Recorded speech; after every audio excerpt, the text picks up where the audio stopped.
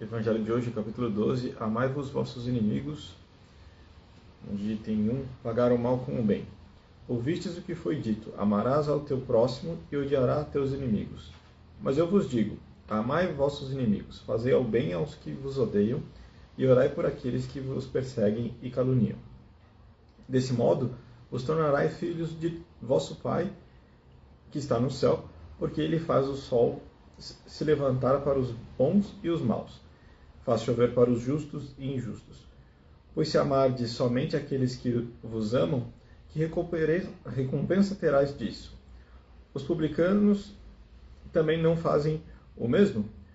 Aos saudades somente os vossos irmãos, que fazeis com isso, e mais que os outros. Os ímpios também não o fazem. Eu vos digo que a vossa justiça não faz mais abundante aquelas que escribas e os fariseus. Não entrai-nos no reino dos céus. Mateus, capítulo 5, versículos 20 e 43 a 47.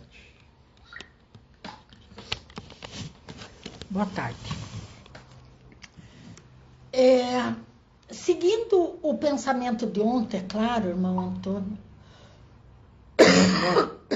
Irmão Antônio, vocês vão desculpar o aparelho, mas a tosse é inerente à necessidade. Há uma condição difícil do perdão. A gente sempre trabalha isso. Como é que eu posso me perdoar? É o primeiro passo. Não adianta a gente querer perdoar o outro. Porque se a gente acha que a gente errou tanto, nós não nos sentimos merecedores das boas novas. Se eu não fui um bom filho, como é que eu posso ser um bom pai? É sempre os mesmos questionamentos. Mas se a gente prestar um pouco de atenção nas lições que a gente tomou no meio dessa coisa, você se colocar naquele, não na ação, mas no fato. Eu fiz, na adolescência eu fiz muita coisa que hoje eu me arrependo. Eu preciso eu ia usar a palavra causticar, Mas eu preciso me ofender por causa disso? Ou eu tenho que entender a minha evolução por causa disso? Este fato me fez aprender outras lições? Quando as coisas acontecem e vocês às vezes têm dificuldade de entender, e aí eu estou falando no geral, gente, que fatos negativos, familiares principalmente, eles são questionamentos não kármicos. Não vamos levar, isso eu tinha que passar, isso era castigo, isso... Não é nem pelo castigo, nem pela penitência. Mas é pelo processo. Vamos pensar em processo. Se a gente pensar no processo de que uma família não é formada por um ser único. Você não pode querer que todo mundo estivesse na mesma vibração. Até porque se vamos pensar assim, vamos brincar de contente. A família estava em ordem, não tinha problema financeiro, não tinha problema de saúde, estava tudo bem. Quando é que isso aconteceu numa família, gente?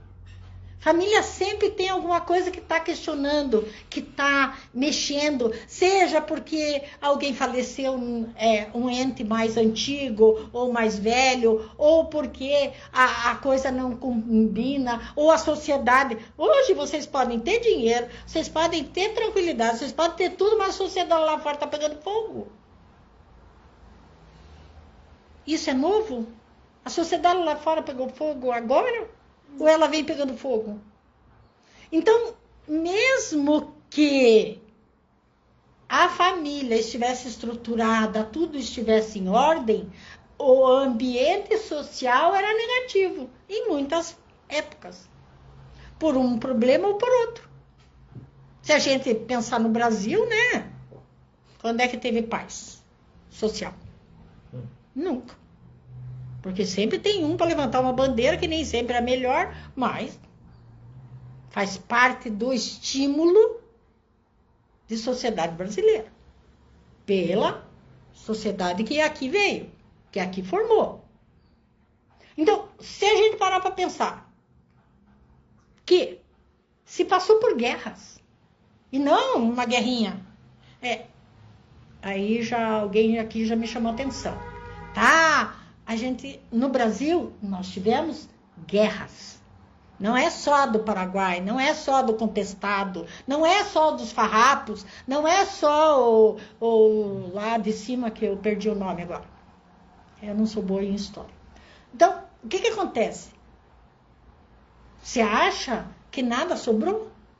Você acha que nada, porque não, você estava numa sociedade mais equilibrada, correta, não sobrou nada? Ninguém da família sofreu? Ninguém da família ficou traumatizado porque o açúcar era de beterraba? Ninguém ficou traumatizado porque um familiar sofreu na ditadura? Toda a família, por mais simples ou por mais abastada, sempre teve algum calcanhar de Aquiles, que nós podemos chamar assim. Então, todas as orientações familiares estavam vinculadas a essas energias. E aí, aquele trauma, aquela frustração, aquele problema familiar da infância, você vai pré-julgar, você vai condenar, ou você vai compreender e discernir. É por isso que é tão complicado hoje se auto-perdoar. Por quê? Porque se lá no passado familiares disseram que eu, sei lá, que você era mais escurinha do que devia, ou que você era burrinho, era ignorante, ou que você era feia. Resolve. Ficou lá? Ficou. Traumatizou? Traumatizou. Machucou? Machucou. E aí? Onde está o discernimento do que você sofreu? Então você vai passar para frente, vai começar a chamar todo mundo de feio, de ignorante, de neguinho? Vai trabalhar isso? Ou vai trabalhar em você? Não, era o que a pessoa tinha para me dar. Fazer o quê? Vai ver, ela me achava feia mesmo, tinha o direito de achar. E daí? Eu precisava ser feia? Eu precisava ser mais morena do que o normal? Fazer o quê? Se eu estudar genética, se eu for esclarecer familiar, se eu for discernir, eu vou entender porque que eu sou mais moreninha do que o outro. Eu vou entender porque que a minha feição parece feia perto dos outros. Eu vou discernir o que eu sou de diferente daquele que me machucou. Quando eu conseguir entender e me perdoar pelas coisas que eu sinto, que me machucam, eu vou dar um passo à frente de entender o outro. Mas não é fácil. Então a gente vem falando dessa questão de saúde emocional, de necessidade psicológica íntima e de tratamento. Gente, olha, o irmão Antônio ontem estava falando a respeito, né, da orbe, né, do planeta. Sabe que já inventaram psicologia no planeta Terra? Essa ciência já chegou aqui. Por que ainda esta negação ao cuidado emocional, ao cuidado psicológico, ao respeito das suas dores? Por que isso? Da onde que a gente não aprendeu ainda? Que existem gatilhos, que existem... como é que vocês chamam? Tem um outro termo para isso. Mas agora não me vem à mente. Que você fala uma palavra e a pessoa te responde da forma como... Você nem sabe por que ela está respondendo daquela forma. Mas é o gatilho que você deu a ela, não a você. E quando você consegue entender que quem machucou primeiro foi você, o evangelho de ontem, que quem primeiro agrediu emocionalmente ou fisicamente foi você. Aí a gente aprende a vigilância. Não é o temor. Vamos deixar esclarecido. Eu não tenho que temer não falar com as pessoas, ou não me relacionar com as pessoas. Mas eu tenho que vigiar a minha forma e me modificar dentro da minha necessidade, dentro do meu eu, do meu conhecimento e principalmente do meu respeito íntimo. Eu me vigio. E aí eu digo assim, com esse eu posso escancarar, esse eu consigo, aquele eu não conheço. E eu passo a mostrar respeito. Parece um egoísmo? Parece. Quando eu penso primeiro em mim.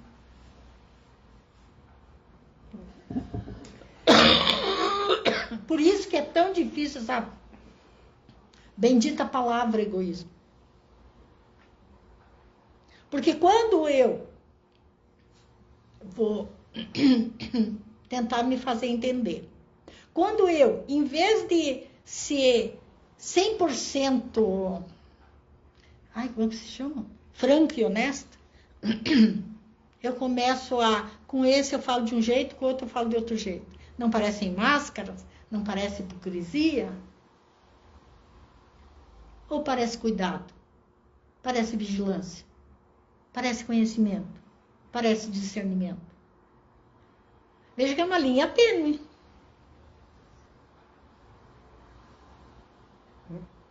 Complicado? Então, para não discutir, eu tenho que concordar. Às vezes não é concordar. Mais inteligente é aquele que cala. Deixa o tolo falando sozinho. Não é assim? Quando um burro fala, o outro baixa a orelha.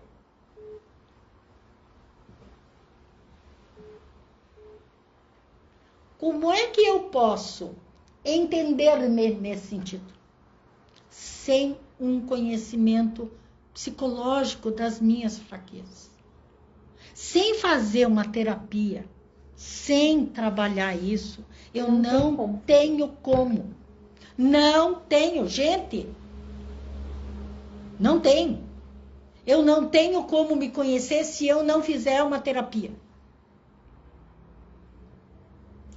Eu vejo aí a questão de que hoje em dia, infelizmente, a palavra amigo ficou também banalizada que nem o amor. Porque às vezes você tem um colega de serviço, ele em si é um colega. Naquele período que vocês estão trabalhando juntos, que não sei o quê. Mas não, eu acho que aí eu entendi onde você quer chegar. Que você lida com amigo diferente do que com colega, do que conhecido, com o vizinho. É claro, isso é discernimento, isso é bom senso. Então. Isso é bom senso. Mas mesmo que você lide com um conhecido, se você ele é conhecido, sim, alguma coisa dele você sabe. Discernir alguma coisa, sim. Então, se você não se conhece, como é que você vai lidar com isso? Então, nós voltamos... Gente, vamos voltar sempre à mesma coisa. O autoconhecimento. Quem eu sou? Por que eu quero ser dessa forma? Eu posso ser ignorante e gostar de ser ignorante. Níveis, né? A questão dos níveis. Porque é mais fácil para mim, mais prático. Eu não gasto energia, eu não me gasto, eu não me sinto sofrida. É a mesma coisa que você colocar uma pessoa numa sociedade que ela não está habituada. Você tira, eu não estou dizendo tirar um favelado e botar na alta sociedade. Tira o cara da alta sociedade e bota numa favela. Ele não vai saber se comportar. Ele não sabe lidar. Isso acontece conosco em N fatores. Às vezes dentro de um ônibus. Você não sabe por que... Eu não sei porque que eu estou me sentindo esquisito, mas eu sempre peguei ônibus. Energias. Predisposições. Pensamentos. Então, tudo é vigilância. E a vigilância cansa. Você estar sempre se vigiando, sempre como se você se boicotasse, ou se tolisse, ou se freasse. É cansativo. Agora, se eu me conheço, eu não preciso fazer isso.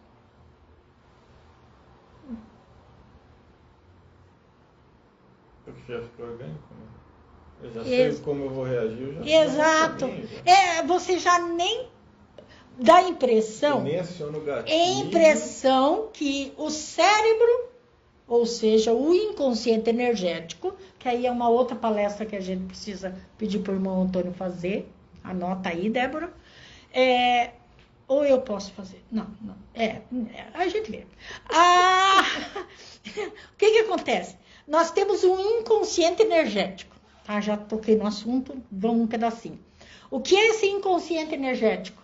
É o teu espírito. Ele está lá. Então, ele sabe de gatilhos que o teu consciente não sabe.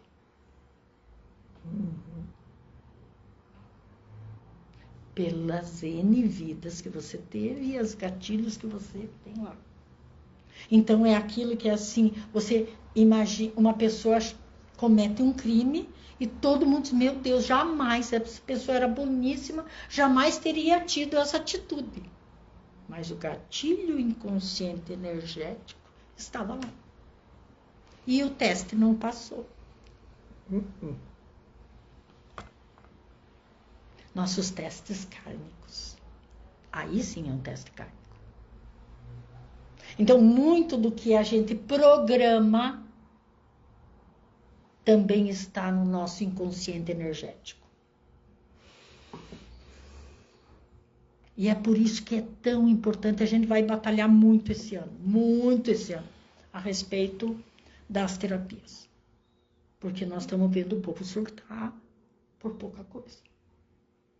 O povo não se medicar por medo, por trauma, ou por ignorância, preconceito. Quando há necessidade do medicamento, sim. Então, eu peço a todos que se entendam. Primeiro, papelzinho. Então, faço a terapia do papel. Gente, como ela é fácil. Escreve. Simplesmente escreve. Guarda lá. Lê dali a 2, 3 dias. Antes era 20, 15. Agora já é 2, 3 só. E escreve de novo. É importante. Todos os pacientes do SOS, ou aqueles que, mesmo não nos conhecendo, mesmo não fazendo parte, de alguma forma disserem, eu gostaria de um psicólogo do SOS, receberá, com toda certeza. Porque o SOS é socorro. E os psicólogos são a nossa bandeira. O tratamento psicológico, o auxílio psicológico é o que nós estamos fazendo aqui. O SOS foi criado para esse momento, para esta sociedade. Fiquem em paz. Até a próxima semana. Hortência.